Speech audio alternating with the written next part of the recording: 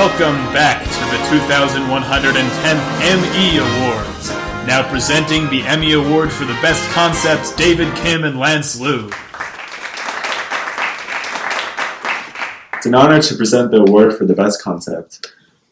The nominees tonight were chosen based on their ability to effectively complete the tasks of defeating the Empire. And the nominees are... Our first nominee is Design 1. Design 1 features a large lift and a rotating arm to torpedo the Death Star. These two tests are focused on because they do not rely on the functions of the other competitors. The second nominee is Design Number 2, sporting rollers, a rotating arm, and a swing lift. The rollers and the swing lift are robust and reliable. The next nominee is Design 3. Design 3 features a rotating track, a swing arm, and a fence system. The fence system slides out and pushes in the ping pong balls and pushes out the Darth Uga. The fourth nominee has a wheeled base, a turnstile arm, and a swing lift. The base rolls towards the Darth Uga and the fleet and uses adhesives to attach itself to the fleet and retracts back into the zone. Our fifth nominee features a fence system, a swing arm, as well as an extending drawer slide to reach the Darth Uga. Our final nominee has rollers, an extending track, and a scissor lift. There's also wings attached to the rollers that swing out and collect the Rebel fleet. And the winner for the best concept is Design Number 6! And Ryan Konopka will be accepting the award on behalf of Design Number 6. Congratulations. This is a great honor, but I couldn't have done it without my planning tools. Now, first and foremost, I'd like to thank the Gantt chart. To begin our project planning, we created a Gantt chart. On our Gantt chart, bolded tasks represent overall tasks, while underneath those are subtasks. Diamonds indicate when deliverables are due. In this chart, L, D, R stand for Lance, David, and Ryan respectively. Tasks were divided between the three of us depending on our schedules and our skills. In the chart you can see that weeks 9 and 10 have the lightest workload, so we should get ahead of our tasks during this time, as well as do our other classwork to free up time for the busier weeks that follow. The Gantt chart will be used to help keep our group on task and help keep track of our deadlines. I'd also like to thank my number one advisor, the House of Quality. This House of Quality was developed for the purpose of problem understanding. Scoring in the House of Quality determines that the most important design characteristics are adaptability and precision.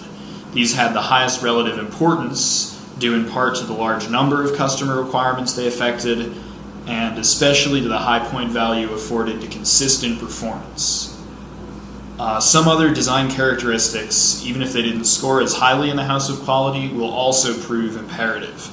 For example, durability is going to prevent catastrophic damage either in transit or in testing so that we have a functional machine at the time of the competition. And ease of setup will also enable us to carry out all the tasks within the time limits that will be imposed. And finally, for helping me make every decision along the way, the morphological chart. The morphological chart presents possible solutions to the task given. It is apparent that one solution could be used for multiple tasks. For instance, an extension device that could be used to reach the fleet and push out the Darth UGA.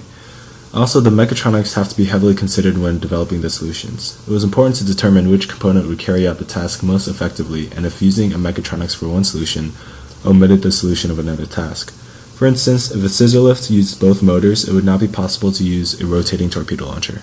Thank you, and once again, such an honor to be here. Good night, everybody. Wow, what a great speech. We thought this year would be fun to show the audience how the best concept was chosen from all these great nominees. So let's go behind the curtains to Inside the Academy with David Kim.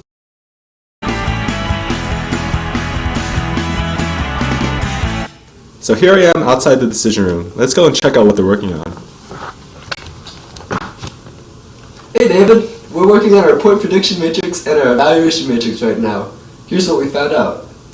A specialized evaluation matrix, called the point prediction matrix, was developed to break down the predicted score of each design into its component subfunctions, weighted by the point value of that subfunction in the final competition.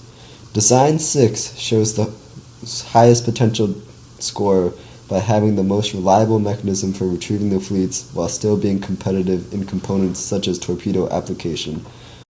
A standard evaluation matrix was also developed. Each design was given a score from a low of 1 to a high of 5 on each criterion in the matrix. Some of the most important criteria include reliability, precision, competitiveness, and potential score. The superior reliability of Design 6, as seen in the comparatively high probabilities of completing important tasks, such as the fleet and the torpedo, was another important factor in that design having the best score on both matrices. This resulted in Design 6 being chosen by the team for the final competition. Well, there you have it. This has been Inside the Academy with David Kim. Thank you, David. And now for our final award tonight, the award for the Best Supporting Actor in an Academic-Themed Drama. And the winner is Jake Gyllenhaal for his role as the daring MU 2110 professor, Dr. McDowell. Well, that's our show, folks, but stick around after the show for Late Night with David Kim. We have an exclusive interview with tonight's big winner, Design Number 6.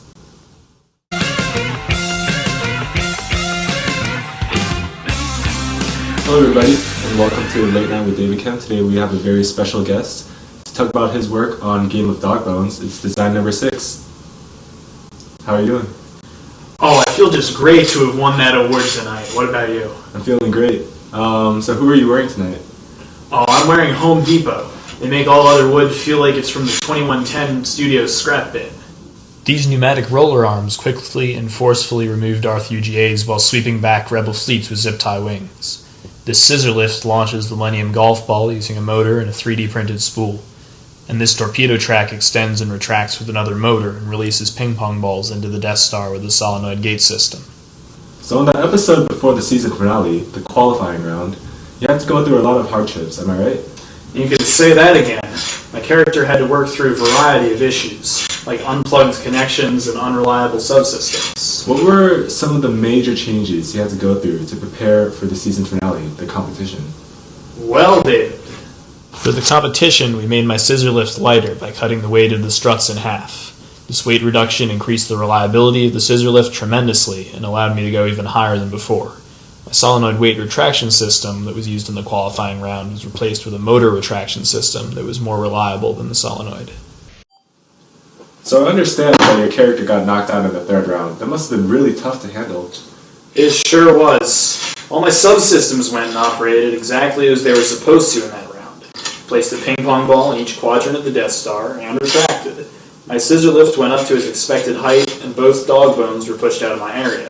Unfortunately, it just wasn't enough. The deciding factor was the golf ball launch and the fleet collection. No fleets happens to roll into my area, and one of the other golf ball raising mechanisms was higher than mine. Let's have a clip from that fateful round.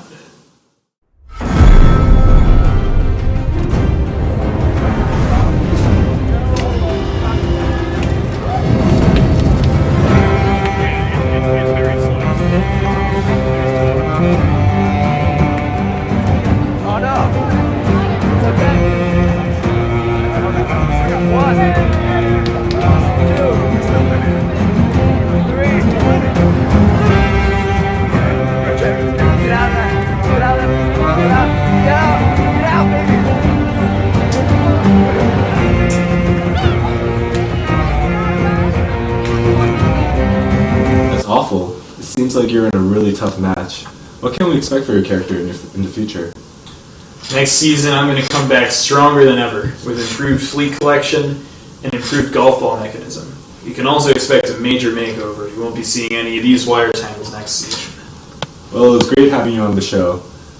So come check out Game of Dog Bones on the MRDC Thursday afternoons from 3 to 6.